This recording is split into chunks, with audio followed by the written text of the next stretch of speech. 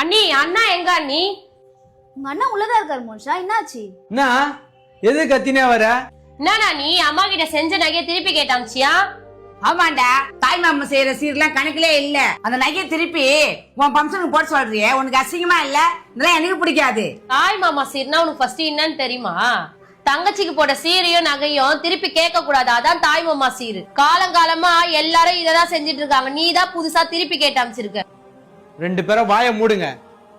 First தாய் மாமா சீர்னா உங்களுக்கு என்னன்னு தெரியுமா? அந்த காலத்துல அக்கா தங்கச்சிங்களுக்கு நகை போட்டு கல்யாணம் பண்ணி கொடுத்து தாய் மாமா சீர் செஞ்சது எதுக்கு தெரியுமா?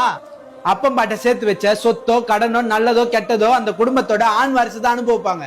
ஆனா அந்த வீட்டுல பிறந்த பொண்ணுங்களுக்கு இதுல எதுலயுமே பங்கு கிடையாது. அதனாலதான் அந்த காலத்துல பொண்ணுங்களுக்கு நகை நட்டு பண்ட பாத்திரம் சீர் சனத்தில செஞ்சு அமைச்சாங்க. ஆனா இப்ப இருக்கிறவங்க நகை சீரும் வாங்கிறீங்க, அப்பம் பாட்ட சேர்த்து வச்ச சொத்துல பங்கும் வாங்கிக்கிறீங்க, அதை தரல நான் கேஸும் போடுறீங்க. அதே குடும்பத்துக்கு ஒரு கடன் கஷ்டம்னா அதுல பங்கேற்றுக்க மாட்டீங்க. அந்த காலத்துல எதுக்கு நகை சீர் செஞ்சாங்கன்னே தெரியாம இந்த காலத்திலயும் சொத்தே இல்லைனாலும் நீ நகை சீர் செஞ்சுதான் ஆகணும்னு கூட பிறந்தவங்கள கஷ்டப்படுத்துறீங்க.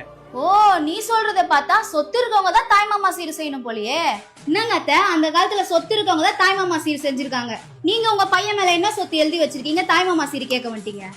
என்ன நாங்க கேக்குறது கரெக்ட் தானே? கரெக்ட்னா கமெண்ட்ல சொல்லுங்க. அப்புறம் தாய் மாமானா கடனை உடனே வாங்கி சீர் செஞ்சுதான் ஆகணும்னு சொல்றவங்களுக்கு இந்த வீடியோவை ஷேர் பண்ணுங்க. இந்த வீடியோவோட பார்ட் 3 வேணும்னா மறக்காம எங்களை ஃபாலோ பண்ணிக்கோங்க.